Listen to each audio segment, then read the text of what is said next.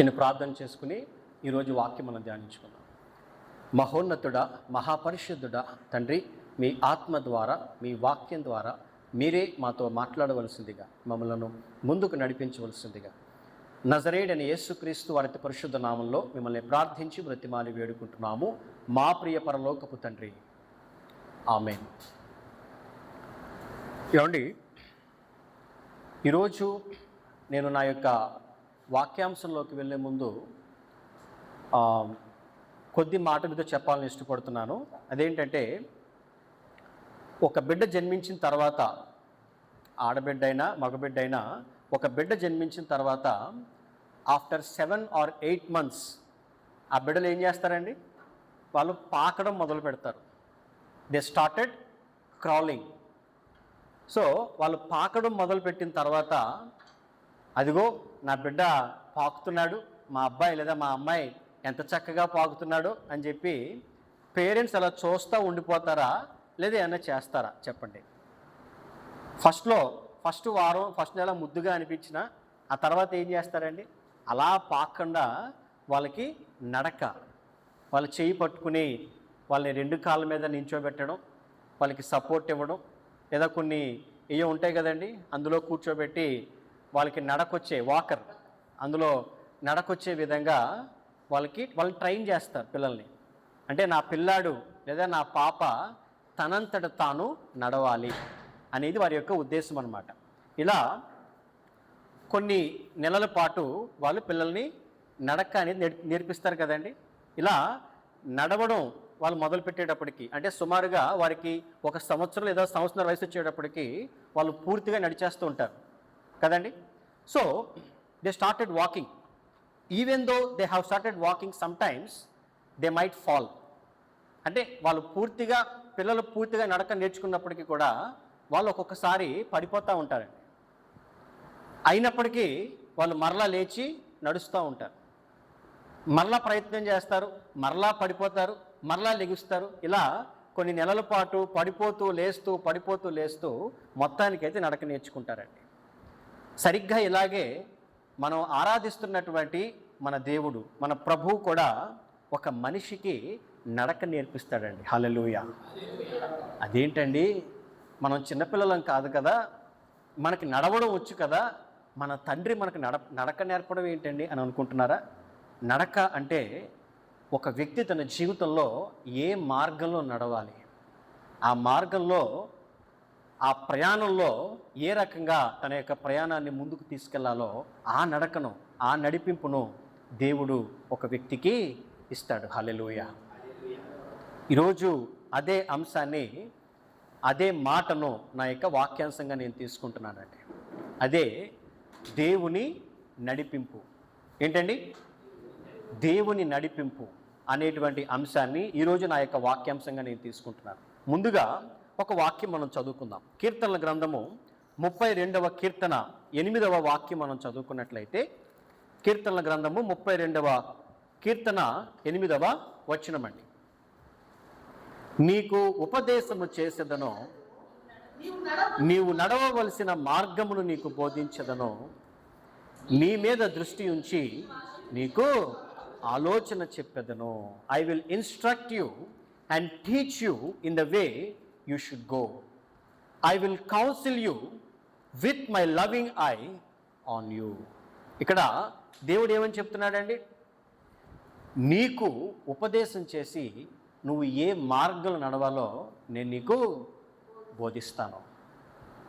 నా మాట ద్వారా, నా వాక్కు ద్వారా, నా ఉపదేశం ద్వారా నేను నీకు తోడై ఉండి, నీ యందు దృష్టి ఉంచి నీకు ఆలోచన చెప్పి నేను నిన్ను ముందుకు నడిపిస్తాను అని ఇక్కడ దేవుడు ఆయన వాక్యం ద్వారా తెలియజేస్తున్నాడండి. కాకపోతే చాలా సందర్భాల్లో మనిషి తన సొంత ఆలోచనల ద్వారా, తన సొంత ఉద్దేశాల ద్వారా, ఓన్ ప్లానింగ్తో నడుస్తూ ఉంటాడు. నేను వెళ్తున్నటువంటి ఈ మార్గం, నడుస్తున్నటువంటి ఈ వే అనేది కరెక్టా కాదా అని ఆలోచించడం. నేను ఎందులోకి వెళ్తే అందులోనే కరెక్ట్ అనుకుంటాడు కదండి. మానవ స్వభావం అది. మనిషికంట ఏది చేస్తే అదే కరెక్ట్ అనిపిస్తూ ఉంటుంది అంటాడు. ఏమండి? సో అలాంటి మానవ స్వభావంతో స్వబుద్ధితో ఒక వ్యక్తి నడుస్తూ వెళ్ళిపోతాడు.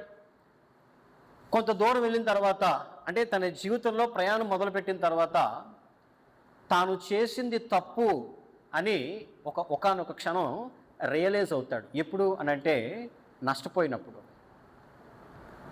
ఆ యొక్క మార్గంలో ముందుకు వెళ్ళిపోతా నష్టపోతాడు. పూర్తిగా అన్ని కోల్పోయిన తర్వాత అప్పుడు హీ విల్ స్టార్ట్. అప్పుడు తనకు అర్థమవుతుంది, నేను చేసింది తప్పు, నేను నడిచినటువంటి మార్గం సరైనటువంటి మార్గం కాదని. అప్పుడు దేవుడి దగ్గరికి వస్తాడు. అప్పుడు దేవుడి పాదాలు పట్టుకుంటాడు.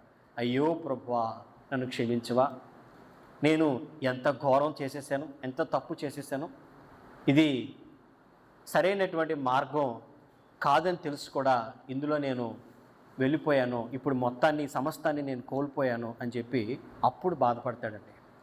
అందుకే ప్రభువు ఆయన వాక్యం ద్వారా ఎంతో స్పష్టంగా దేవుడు చెప్తున్నాడు. సామెతల గ్రంథము 3వ అధ్యాయము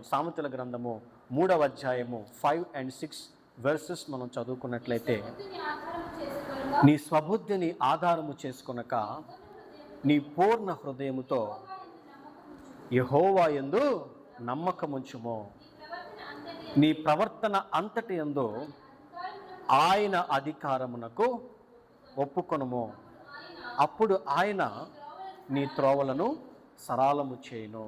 ఇక్కడ స్పష్టంగా దేవుడు చెప్తున్నాడు, నీ స్వబుద్ధిని ఆధారం చేసుకొనక నేను నీకు చెబుతున్నటువంటి మార్గంలో నువ్వు నడవాలి. నా యందు నీవు సంపూర్ణ నమ్మిక ఉంచాలి. నీ ప్రవర్తన ఎందే కానీ, నీ ఆలోచన ఎందే కానీ, నీ ఉద్దేశముల ఎందే కానీ సమస్తమందు నీవు ఎప్పుడైతే నాకు లోబడతావో I will guide you, I will lead you in your life అని చెప్పి దేవుడు ఆయన వాక్యం ద్వారా ఇక్కడ తెలియజేయడం మనం చూస్తున్నామండి. ఈరోజు అందరికీ నా ప్రశ్న ఏంటంటే, నిజంగా మనం దేవుని నడిపింపు ద్వారానే వెళ్తున్నామా?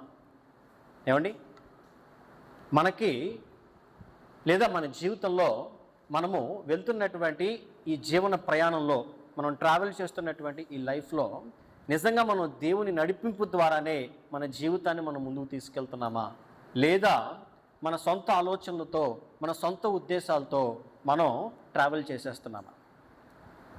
ఇక్కడ కొంతమందికి ఒక సందేహం రావచ్చు. అదేంటంటే, ఏమండి, ఒక మనిషిని గైడ్ చేయడానికి మరొక మనిషి అయితే, లేదా అంటే ఒక మనిషిని మరొక మనిషి గైడ్ చేయగలడు. ఎందుకంటే ఆ మనిషి కనబడతాడు, మాట్లాడతాడు, లేదా అన్ని రకాలుగాను గైడెన్స్ ఇవ్వగలడు. కాబట్టి ఒక మనిషి మరొక మనిషిని గైడ్ చేయగలడని మేము నమ్ముతాం. కానీ కనిపించని దేవుడు ఒక మనిషికి ఏ రకంగా గైడెన్స్ ఇస్తాడండి? ఒక మనిషిని ఏ రకంగా నడిపించగలడు అనే సందేహం బహుశా కొంతమందిలో ఉండుండొచ్చు. ఒకవేళ మీకు సందేహం లేకపోయినా అలా సందేహించేవారు మీకు ఎదురై ఉండుండొచ్చు. ఈరోజు దేవుడు ఒక మనిషిని ఏ రకంగా నడిపించగలడు అనే దాని గురించి, ఏమండి, దేవుడు ఒక మనిషిని ఏ రకంగా నడిపించగల అనే దాని గురించి కొద్ది మాట మీతో నేను చెప్తానండి. అందులో మొదటిగా ఏంటంటే, God will lead his people by his word. అంటే దేవుడు ఆయన వాక్కు ద్వారా ఒక వ్యక్తిని నడిపించగలడు. ఒక వాక్యం మనం చదువుకుందాం. కీర్తనల గ్రంథము 119వ కీర్తన 105వ వాక్యం మనం చదువుకున్నట్లయితే, 119వ కీర్తన 105వ వాక్యం అండి. నీ వాక్యము నా పాదములకు దీపమును, నా త్రోవకు వెలుగునై ఉన్నది. అంటే దేవుడు మన చేతుల్లో ఉంచినటువంటి ఆయన పరిశుద్ధ గ్రంథంలో ఉన్నటువంటి ఈ వాక్యం ద్వారా మనల్ని దేవుడు గైడ్ చేయగలడు. హల్లెలూయా. ఇది మొదటిదండి. రెండవదిగా, God will lead his people by his spirit. దేవుడు ఆయన ఆత్మ చేత ఆయన బిడ్డలను నడిపించగలడు. రోమాపత్రిక 8వ అధ్యాయము 14వ వాక్యం మనం చదువుకున్నట్లయితే అక్కడ స్పష్టంగా రాయబడింది, దేవుని ఆత్మ చేత ఎందరు నడిపింపబడుదురో వారందరూ దేవుని కుమారులయ్యుందురు. ఇక్కడ మనం జాగ్రత్తగా గమనిస్తే, దేవుని ఆత్మ చేత ఎందరు నడిపించబడుదురో అంటే దేవుని ఆత్మ మనల్ని నడిపించగలదు. మనల్ని నడిపించగలదు. మరొక వాక్యం కూడా మనం చూస్తే యోహాను సువార్త 16వ అధ్యాయము 13వ వచనంలో అక్కడ ఏముందంటే, అయితే ఆయన అనగా సత్యస్వరూపి అయిన ఆత్మ వచ్చినప్పుడు మిమ్మును సర్వసత్యములోనికి నడిపించును.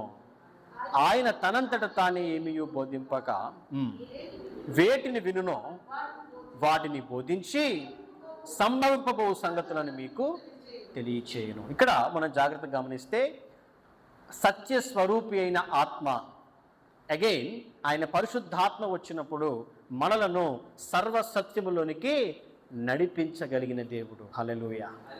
మొదటిగా ఏంటండి, దేవుడు ఆయన వాక్యం ద్వారా, వాక్యం అనేది ఆయన దీపం ద్వారా మనల్ని దేవుడు నడిపించగలుగుతాడు.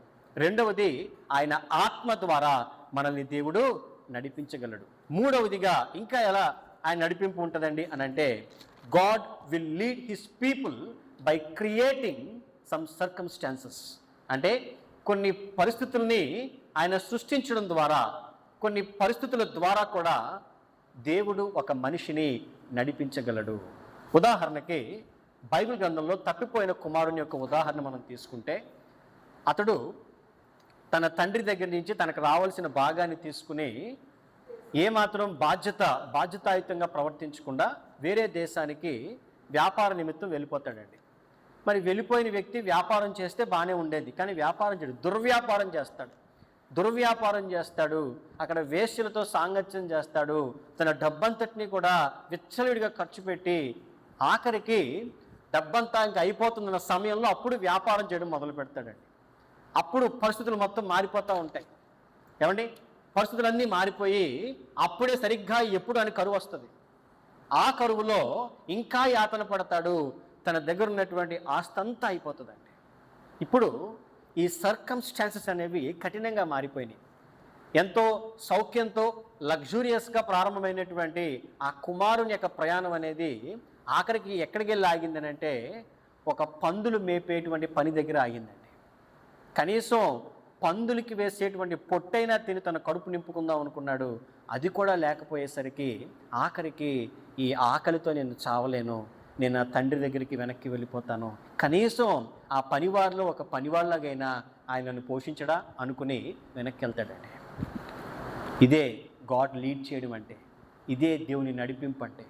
ఇక్కడ ఆయన ఆత్మ ద్వారా కాదు, ఆయన వాక్యం ద్వారా కాదు నడిచింది. మరి దేని ద్వారా నడిచాడండి? పరిస్థితుల ద్వారా. సర్కమ్స్టాన్సెస్ అనేవి ఆయన ఏర్పరచుకున్నటువంటి మరొక మార్గం అండి. మరి నాలుగవదిగా మనం గమనించినట్లయితే, we can get the guidance from our Lord through prayer. ప్రార్థన ద్వారా, ప్రార్థనా శక్తి ద్వారా మనం దేవుని నడిపింపును 100కి 100 పాళ్ళు మనం పొందుకోగలుగుతాము. హల్లెలూయా, హల్లెలూయా. ఏమండి, ఒక పాస్టర్ గారికి ఒక సంఘాన్ని నడిపించడం అంత సులువైనటువంటి విషయం కాదు. ఏదో ఒక కుటుంబాన్ని నడిపేటువంటి కుటుంబ యజమానికి కుటుంబాన్ని దైవికంగా ఆత్మీయంగా నడిపించడం అంత సులువైనటువంటి విషయం కాదు కదండి. అలాంటిది సుమారు 20 లక్షల మంది సమూహంతో తన ప్రయాణాన్ని ప్రారంభించినటువంటి మోషేకి అది ఎంత కఠినంగా ఉంటుందో ఆలోచించండి. అలాంటి సమయంలో మోషే ఎన్నుకున్నటువంటి మార్గము ప్రార్థన. అతడు ఏకాంతంలో కొండ మీదకి వెళ్ళిపోయేవాడు. అక్కడే 40 దినాల పాటు ప్రార్థనలో గడిపేవాడండి. ఎందుకు అంతలా ప్రార్థన చేసేవాడంటే, మోషే ఆయనకి దేవుని నడిపింపు కావాలి. ఎందుకంటే వారు ఎక్కడున్నారు? ఎడారి మధ్యలో ఉన్నారండి, డెజర్ట్ మధ్యలో ఉన్నారు. ఎదరికి వెళ్ళాలో అర్థం అవ్వదు, వెనక్కి వెళ్ళాలో అర్థం అవ్వదు. ఎడారిలో నీళ్లు ఉంటాయండి, సరైనటువంటి నీళ్ళ సదుపాయం ఉండదు. అలాంటి పరిస్థితుల్లో ఆయన దేవుని నడిపింపు మీదే ఆధారపడ్డాడు. ఎలా పొందుకోవాలి? ప్రార్థన ద్వారా పొందుకోవచ్చు. కొండెక్కి వెళ్ళిపోయేవాడండి. ఆ కొండెక్కి వెళ్ళిపోయి అక్కడే 40 దినాల పాటు ప్రార్థనలో గడిపేవాడు. ఆ ప్రార్థన అనంతరం దేవుని ప్రత్యక్షతను పొందుకునేవాడు. హల్లెలూయా. అప్పుడు మోషే ఆ తదుపరి వేయాల్సినటువంటి అడుగులు, తాను చేయవలసినటువంటి ప్రయాణాన్ని గురించి, నడిపింపును గురించి కంప్లీట్ గైడెన్స్ అనేది దేవుని ద్వారా అతడు పొందుకునేవాడు. హల్లెలూయా. ఈ రకంగా మనం చూస్తే బైబిల్ గ్రంథంలో దేవుని నడిపింపు అనేది పలు విధాలుగా ఒక మానవుడు పొందుకోవచ్చు. అది వాక్యం ద్వారా అవ్వచ్చు, దేవుని ఆత్మ ద్వారా అవ్వచ్చు, త్రూ సర్కమ్స్టాన్సెస్ అంటే పరిస్థితుల ద్వారా అవ్వచ్చు. నాలుగవది ప్రధానమైంది, ప్రార్థన ద్వారా మనం దేవుని నడిపింపును మనం పొందుకోగలం. కానీ ఈ రోజుల్లో చాలా డిఫరెంట్గా ఉన్నాయి పరిస్థితులు కదండి.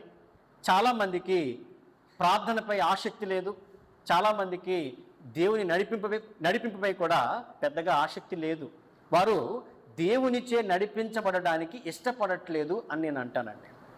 వై? ఎందుకనంటే వారికి ప్రార్థన పట్ల ఆసక్తి లేదు, దేవుని యొద్ద కనిపెట్టేటువంటి సహనం చాలామందికి లేదు. ఇన్స్టెంట్ మ్యాగీ, ఏమండి, మ్యాగీ కుక్ చేయడం ఎంత సమయం కావాలండి? 2 minutes లేదా 5 minutes. ఈరోజు ఎలాగైపోయిందంటే ఇన్స్టెంట్గా నాకు అన్నీ తెలిసిపోవాలి, ఇన్స్టెంట్గా నాకు దేవుని ఏర్పాటు కూడా తెలుసుకోవాలని ప్రయత్నం చేస్తున్నారు. అలా తెలియదండి.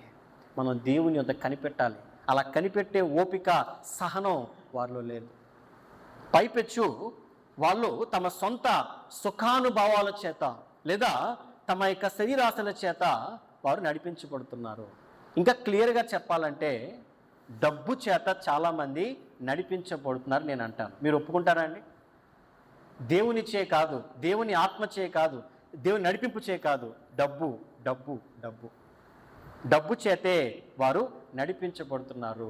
డబ్బు వాళ్ళు నడిపిస్తుందండి. మీకు ఒక చిన్న సంఘటన నేను చెప్తాను, నాకు ఎదురైనటువంటి సంఘటన అండి. కొన్ని నెలల క్రితం నేను ఒక బిజినెస్ టూర్ మీద నేను హైదరాబాద్ వెళ్ళాను. మీకు కూడా చెప్పాను కదా. నేను హైదరాబాద్ వెళ్ళినప్పుడు ఆ జడ్జిలో నాకు ఒక ఆయన పరిచయం అయ్యారనమాట. పరిచయం అయితే నా పక్కనే కూర్చున్నారు, సంభాషణ అది మొదలైంది. ఆయన మాట్లాడుతున్నారు, నేను కూడా మాట్లాడాను. ఆయన ఏం చేస్తుంటారంటే ఆయన మ్యాచెస్ అవి చూస్తూ ఉంటారండి, పెళ్లి సంబంధాలు చూస్తూ ఉంటారనమాట. సరే, మామూలుగా మంచి చెడ్డ మాట్లాడుతా నేనేమడిగానంటే, ఏమండి ఇప్పుడు ఉన్నటువంటి సిచ్యువేషన్లో మ్యారేజెస్ సక్సెస్ అవ్వట్లేదు కదా చాలా వరకు, ఎందుకండి, ఎందుకు అవ్వట్లేదు, మీ అబ్జర్వేషన్ ఏంటని చెప్పి నేను అడిగానండి. అడిగితే ఆయన ఏం చెప్పారంటే, ఆయన చెప్పడంగా చూపించారండి. ఆయన ఫోన్ ఓపెన్ చేసి కొన్ని ప్రొఫైల్స్ చూపించారు. ఆయన ఎవరు, పెళ్లి సంబంధాల కోసం వాళ్ళు ప్రొఫైల్స్ ఇచ్చినటువంటి ప్రొఫైల్స్ని చూపించారు. కొంతమంది మహిళలది, కొంతమంది పురుషులది. అందులో వాళ్ళు క్లియర్గా ఏం మెన్షన్ చేస్తున్నారంటే, ఫర్ ఎగ్జాంపుల్ అమ్మాయి అయితే కనుక అమ్మాయి పేరు, అమ్మాయి వయసు, ఎడ్యుకేషన్, ఆ అమ్మాయి పలానా ఉద్యోగం చేస్తే పలానా శాలరీ ఆ అమ్మాయికి వస్తుంది, ఎక్సెట్రా ఎక్సెట్రా. వీటితో పాటు వాళ్ళు ఏం పెడుతున్నారంటే, అబ్బాయికి ఫర్ ఎగ్జాంపుల్ అమ్మాయికి 4 లక్షల ప్యాకేజ్ అయితే అబ్బాయికి 10 లక్షల ప్యాకేజ్ ఉండాలి. First point, first priority. రెండవది, అబ్బాయికి 4-5 కోట్లు ఆస్తి ఉండాలి. సెకండ్ ప్రయారిటీ, అబ్బాయి మ్యారేజ్ అయిన తర్వాత సెపరేట్గా ఉండాలి. అందులోనే పెట్టేస్తున్నారండి. అంటే మ్యారేజ్ ప్రపోజల్లోనే అందులోనే క్లియర్గా మెన్షన్ చేస్తున్నారు. అందులో ఎక్కువ ప్రాధాన్యత నేను చూసిన దాంట్లో డబ్బుకే వారు ఎక్కువ ఇంపార్టెన్స్ ఇస్తున్నారండి. 10 లక్షల ప్యాకేజ్ ఉంటే, కొన్ని కోట్ల రూపాయలు ఆస్తుంటే అప్పుడు మాతో కాంటాక్ట్ అవ్వండి అని చెప్తున్నారనమాట. మిగతా అన్నీ అనవసరం అండి, మిగతా ఏం పెద్ద ఇంపార్టెన్స్ లేదు. అప్పుడు నాకు అర్థమైంది ఏంటంటే, ఓకే ఇది కారణం అనమాట.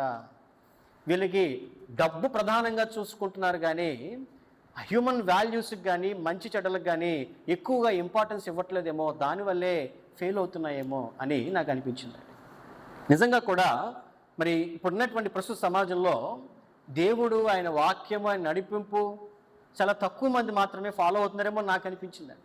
చాలా శాతం డబ్బు, ఆస్తి, ఇంకా ఎక్సెట్రా ఎక్సెట్రా అంటే ఫిజికల్ వరల్డ్లో ఉన్నటువంటి ఈ వీటి మీదే ఎక్కువగా వాళ్ళు ఫోకస్ చేస్తున్నారు. దాన్నే ప్రధానంగా వారు అనుకుంటున్నారు. దానివల్లే ఎంతోమంది నష్టపోతున్నారు కూడా. మీకు ఒక వాక్యం చూపిస్తానండి. యెషయా గ్రంథంలో ఒక వాక్యం మనం చదువుకున్నట్లయితే, యెషయా గ్రంథము 53వ అధ్యాయము 6వ వాక్యం మనం చదువుకున్నట్లయితే, మనమందరము గొర్రెల వలె త్రోవ తప్పిపోతిమి, మనలో ప్రతి వాడును తనకిష్టమైన త్రోవకు తొలిగెను, యెహోవా మన అందరి దోషమును అతని మీద మోపెను. ఇక్కడ మనం జాగ్రత్తగా గమనించాల్సింది మొదటిగా 6వ వచనం మొదటి భాగంలో, మనమందరము గొర్రెల వలె త్రోవ తప్పిపోతిమి, మనలో ప్రతి వాడును తనకిష్టమైన త్రోవకు తొలిగెను. గొర్రెల కాపరి తన యొక్క గొర్రెలను నడిపించేటప్పుడు వాటన్నిటినీ ఒక ఐక్యంగా నడిపిస్తూ ఉంటాడండి.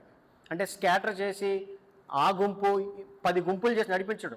ఆ గుంపంతటిని కూడా ఆయన ఒకేసారి నడిపిస్తూ ఉంటాడు. ఏమండి?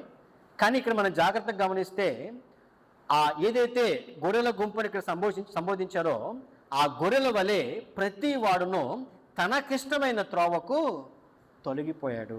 ఈరోజు సమాజం ఏ రకంగా అయిపోయిందంటే ఎవరికి ఇష్టం వచ్చినట్లు వారు నడుస్తున్నారు, ఎవరికి నచ్చినటువంటి మార్గంలో వారు వెళ్ళిపోతున్నారు. ఏదైతే మరి బైబిల్ గ్రంథంలో చెప్పబడిందో శరీరాశ, నేత్రాశ, జీవపు డంబము, ఈ మూడిటిని ప్రధానంగా పెట్టుకుంటున్నారు. తమకు నచ్చినట్టుగా, తమకు ఇష్టానుసారంగా, విచ్చలవిడిగా వారు తమకు నచ్చినటువంటి మార్గంలో వెళ్ళిపోతున్నారు. ఇది ఆఖరికి ఎక్కడికి తీసుకెళ్తుంది అని అంటే నాశనం వైపుకు మాత్రమే ఇది తీసుకెళ్తుందండి.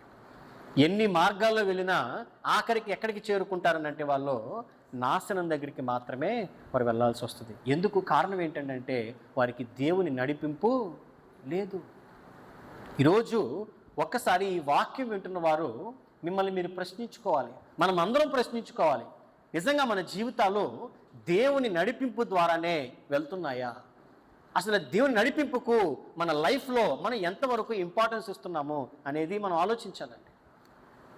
ఎందుకంటే దేవుని నడిపింపు లేక లేదా దేవుని నడిపింపును కోల్పోయినటువంటి వారి జీవితాలు ఏ రకంగా పతనమైపోయినాయో, ఏ రకంగా నాశనం అయిపోయినాయో బైబిల్ అంతా స్పష్టంగా రాయబడిందండి. ఉదాహరణకి మనం కొన్ని ఎగ్జాంపుల్స్ మనం చూద్దాం. బైబిల్లో మనకి బాగా తెలిసిన ఎగ్జాంపుల్సే. ఎవరు దేవుని నడిపింపు లేక నాశనం అయిపోయిన వారు? అందులో మొదటి వ్యక్తి లోతు అండి. ఆదికాండము 13వ అధ్యాయంలో ఈ లోతును గురించి, అంటే అక్కడ జరిగినటువంటి సంఘటన ఏంటంటే నేను చెప్తానండి. అబ్రహాము పశువుల కాపరులకు, లోతు పశువుల కాపరులకు కొద్ది గొడవ వచ్చింది. గొడవ వస్తే మొత్తానికి ఈ విషయం అబ్రహాము దగ్గరికి, లోతు దగ్గరికి వెళ్ళిందనమాట. అప్పుడు అబ్రహాము పెద్దరికం తీసుకుని ఏమంటాడంటే, లోతు, నీ పశువుల కాపరులకు నా పశువుల కాపరులకు కలహం ఏర్పడింది, గొడవ వచ్చింది, ఇది తగదు. నీవు నేను బంధువులం కదా, నీకు నాకు మధ్య గొడవలు జరగకూడదు. కాబట్టి దయచేసి నువ్వు వేరేగా ఉండు, నేను వేరేగా ఉంటాను, ఇది నీకు నాకు మంచిదే అని చెప్పి అబ్రహాము చెప్పి ఏమంటాడంటే, ఇదిగో నువ్వు తూర్పు వైపున ఉంటే నేను పడమర వైపు ఉంటాను, నువ్వు పడమర వైపు ఉంటే నేను తూర్పు వైపు ఉంటాను, కాబట్టి నువ్వు ఎటు ఉంటావో నువ్వు డిసైడ్ చేసుకో అని చెప్పి అబ్రహాం లోతుకు చెప్తాడండి. అప్పుడు లోతు ఏం చేస్తాడంటే తన కన్నులు ఎత్తి చూస్తాడనమాట. తన కన్నులు ఎత్తి చూసి తన కళ్ళకు అందంగా కనిపించిన ఒక ప్లేస్ సెలెక్ట్ చేసుకుంటాడు. ఆ వాక్యం మనం చదువుకుందామండి. 13వ అధ్యాయం 10వ వచ్చి నేను చదువుతున్నాను. లోతు తన కన్నులెత్తి యోర్దాను ప్రాంతం అంతటిని చూచెను. యెహోవా సొదొమ గొమొర్రా అను పట్టణములను నాశనము చేయక మునుపు సోయరుకు వచ్చి వరకు అదంతయు యెహోవా తోట వలెను, ఐగుప్తు దేశము వలెను, నీళ్లు పారు దేశమై ఉండెను. కాబట్టి లోతు తనకు యోర్దాను ప్రాంతమంతటిని ఏర్పరచుకుని తూర్పుగా ప్రయాణము చేసెను. అట్లు వారు ఒకరికొకరు వేరైపోయిరి. ఇక్కడ మనం చాలా జాగ్రత్తగా గమనించాల్సింది ఏంటంటే లోతు దేన్ని బట్టి ఒక నిర్ణయం తీసుకున్నాడు, దేన్ని బట్టి నడిపించబడ్డాడు? ఏమీ లేదండి. అలా కన్నులెత్తి చూశాడు, దూరంగా చూశాడు. దూరంగా చూస్తే ఇక్కడ సొదొమ గొమొర్రా పట్టణం కనిపించింది. ఈ సొదొమ గొమొర్రా పట్టణం అంట దేవుడి పట్టణాన్ని నాశనం చేయకముందు అది యెహోవా తోటలాగా ఉండేదంటండి. సోయరు అనే ప్రాంతం వరకు ఇది ఎలా ఉండేదంటే ఎంతో సుభిక్షమైనటువంటి ప్రాంతంగా, పచ్చని ప్రదేశంగా, ఇంకా చెప్పాలంటే ఐగుప్తు దేశము వలె, నీళ్లు పారు దేశం వలె చూడడానికి ఎంతో సౌందర్యవంతంగా, ఎంతో సుభిక్షంగా, అందంగా కనిపించేదంటండి. ఎప్పుడు తన కంటితో చూశాడో ఆ ప్రాంతం బాగుంది, అక్కడికి వెళ్ళిపోతాను అని చెప్పి అక్కడికి వెళ్ళిపోయాడు. దేవునికి ప్రార్థన చేయలేదు, దేవునిచే నడిపించబడను లేదు, దేవునికి అసలు అవకాశమే ఇవ్వలేదండి. వెళ్ళిపోయాడు, అక్కడ ఇల్లు కట్టుకున్నాడు, కొన్నాళ్ళు ఉన్నాడు. ఆఖరికి లోతు జీవితం ఏమైపోయిందండి? లోతు తనకు కలిగిన సమస్తాన్ని కోల్పోయాడు, మొత్తాన్ని కోల్పోయాడు, తన ఆస్తిని కోల్పోయాడు, తన ఇంటిని కోల్పోయాడు, తన భార్య చనిపోయింది. ఏమండి? అల్లుళ్ళు పెళ్ళిళ్ళు అవ్వకముందే పాపం వారు చనిపోయారు. ఆఖరికి సొంత కూతుళ్ళు పాపం చేసి ఒక శాపాన్ని వారు తెచ్చుకున్నారండి. దీనంతటికి కారణం ఏంటి చెప్పండి? దేవుని నడిపింపు లేకుండా నిర్ణయాలు తీసుకోవడం వల్ల, దేవుని నడిపింపుకు ఏ మాత్రము విలువ ఇవ్వకపోవడం వల్ల లోతు అంతలాగా తన జీవితంలో నష్టపోయాడండి. మరొక ఉదాహరణ మనం బైబిల్లో చూస్తే భక్తుడైనటువంటి యోనాను మనం తీసుకుందాం. ఈ భక్తుడైనటువంటి యోనాతో ఒకానొక సందర్భంలో దేవుడు మాట్లాడుతున్నాడు అనమాట. ఏమనంటే ఆ వాక్యం మనం చూద్దామండి ఒకసారి. యోనా గ్రంథం 1వ అధ్యాయం నుంచి చదువుతున్నానండి. యెహోవా వాక్కు అమిత్తయి కుమారుడైన యోనా ప్రత్యక్షమై ఇలాగూ సెలవిచ్చెను. నీనివే పట్టణస్థుల దోషము నా దృష్టికి ఘోరమాయను గనుక నీవు లేచి నీనివే మహాపట్టణమునకు పోయి దానికి దుర్గతి కలుగునని ప్రకటింపుము. ఇది దేవుని నడిపింపు. అది ఏదైనా అవనివ్వండి, అక్కడ ఏ ప్రాంతంలో ఉండనివ్వండి, అల్టిమేట్గా చెబుతున్నది ఎవరు? దేవుడైన యెహోవా చెబుతున్నాడు. మరి చెబుతున్నప్పుడు యోనా ఏం చేయాలి? దేవుడు నడిపిస్తున్నటువంటి ఆ మార్గంలో మాట్లాడుకుని నడవాలి. కానీ యోనా ఏం చేశాడండి? అయితే యెహోవా సన్నిధిలో నుండి తర్షీషు పట్టణమునకు పారిపోవాలని యోనా ఎప్పేకు పోయి తర్షీషునకు పోవు ఒక ఓడను చూచి ప్రయాణమునకు కేవు ఇచ్చి యెహోవా సన్నిధిలో నిలువక ఓడవారితో కూడా తర్షీషునకు పోవుటకు ఓడెక్కేశాడు. ఇక్కడ కూడా ఇదే మిస్టేక్ని చేశాడండి. ఏంటంటే దేవుని నడిపింపును విస్మరించి తన ఇష్టానుసారంగా చెయ్యాలి అని అనుకున్నాడు. ఒక పక్క దేవుడు యోనా నీనివే పట్టణానికి నువ్వు వెళ్ళి వారి మీదకి రాబోతున్నటువంటి ఆ యొక్క దుర్గతిని గురించి వారికి నువ్వు ప్రకటన చేయాలి అని చెబుతున్నా ఆ మాటను వినకుండా తనకు నచ్చినట్టుగా తర్షీషు పట్టణానికి వెళ్ళిపోదామని వాడెక్కేశాడు. ఆ తర్వాత ఏమైంది మీరే చెప్పండి. మీ అందరికీ తెలుసు తర్వాత ఏమైందో. అక్కడ ఒక పెద్ద వర్షం వచ్చింది, పెద్ద తుఫాన్ వచ్చింది. ఆ ఓడంతా కూడా మరి ఏమైందండి? ఆ ఓడంతా కూడా బీభత్సం అయిపోయింది. ఆఖరికి చీట్లు వేస్తే ఎవరి పేరు వచ్చిందండి? యోనా పేరు వచ్చింది. అతన్ని ఎత్తి సముద్రంలో పడేశారు. అప్పుడు ఆ ఒక పెద్ద చేప వచ్చి యోనాని మింగేసిందండి. చేప కడుపులోకి వెళ్ళిపోయిన తర్వాత అప్పుడు ప్రార్థన చేస్తాడు, ప్రభువా నన్ను క్షమించవా, నీ నడిపింపును నేను విస్మరించి నేను ఎంత కష్టం తెచ్చుకున్నానయ్యా, నిన్నెప్పుడు ఇంకా బాధ పెట్టను ప్రభువా, నీ నడిపింపులో నడుస్తాను ప్రభువా అని చెప్పి చేప కడుపులోకి వెళ్ళిపోయిన తర్వాత ప్రార్థన చేస్తాను. ఎందుకండి అంత బాధ? ముందుగానే దేవుని వాక్యానికి అతను లోబడి ఉండుంటే, దేవుని యొక్క నడిపింపు నడుచుంటుంటే అంత కష్టానికి రాదు కదా. ఆఖరికి 3 రోజులు చేప కడుపులో ఉన్న తర్వాత దేవుని ఆజ్ఞను బట్టి ఆ చేప ఏం చేసింది? ఒడ్డున తీసుకొచ్చి అక్కడ అతన్ని పడేసి చేప వెళ్ళిపోయింది అనమాట. అప్పుడు రియలైజ్ అయ్యి అప్పుడు దేవుడు చెప్పినట్టుగా అతడు చేయడం జరిగింది. సో ముందుగానే అతడు దేవుని మాటకు లోబడి ఉంటే అతని జీవితంలో అంత కష్టం ఉండేది కాదు కదా. ఈరోజు యోనా గురించి మాత్రమే కాదండి నేను చెప్తుంది. ఒకసారి ఈ భక్తుని జీవితాన్ని మన జీవితం మనం రిలేట్ చేసుకోవాలి. ఈరోజు మన జీవితం ఏ విధంగా ఉంది? మనం ఏదో చేస్తున్నాం, మనం ఆలోచనలు చేస్తున్నాం, మనం నిర్ణయాలు చేస్తున్నాం, పలానాది ఎంచుకుంటున్నాం, లేదా ఇది చేస్తున్నాం అనుకుంటున్నాం. కానీ మనం తీసుకునేటువంటి నిర్ణయాల్లో, మన ఆలోచనల్లో అసలు దేవుని నడిపింపుకు మనం ఏ స్థానం ఇస్తున్నామో, దేవునికి మనం ప్రార్థన చేస్తున్నామా, ప్రార్థనాపూర్వకంగా నిర్ణయాలు మనం తీసుకుంటున్నామా అని మనం ఆలోచించాలి.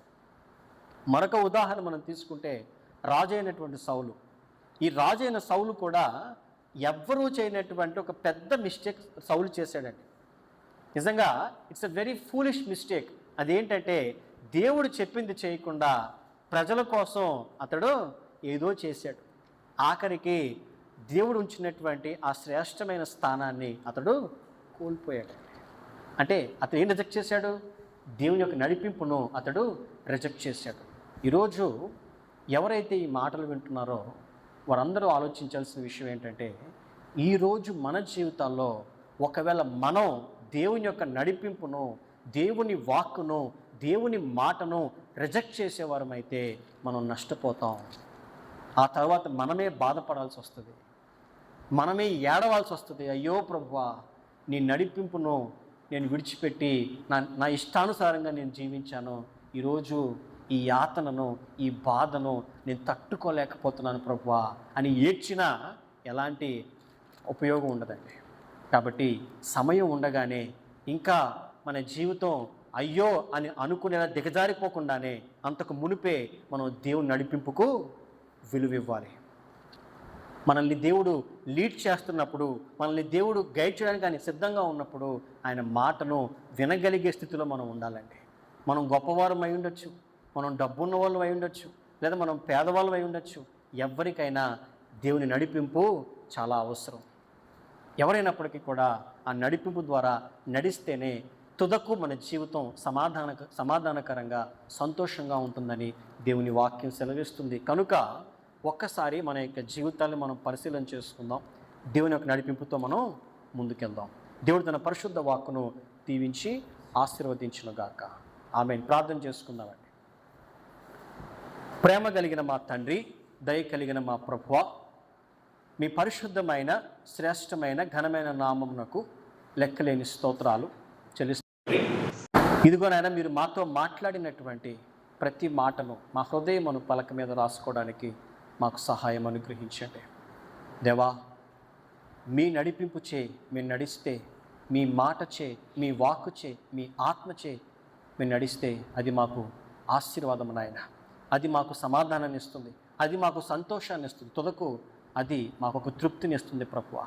అలా కాకుండా లౌకికంగా కేవలము మా యొక్క శరీర ఆశలను బట్టి మా యొక్క స్వబుద్ధిని మేము ఆధారం చేసుకుని ఒకవేళ మేము మా జీవితంలో నడిస్తే లోతు ఏ విధంగా నష్టపోయాడో, యోనా ఏ విధంగా అయితే బాధపడ్డాడో, రాజు అయినటువంటి సౌలు ఏ రకంగా అయితే నాశనం అయిపోయాడో, అలా మేము కూడా నాశనం అయిపోయే ప్రమాదం ఉందని మీ వాక్యం ద్వారా మీరు తెలియచేసినందుకు మీకు స్తోత్రాలయ్యా.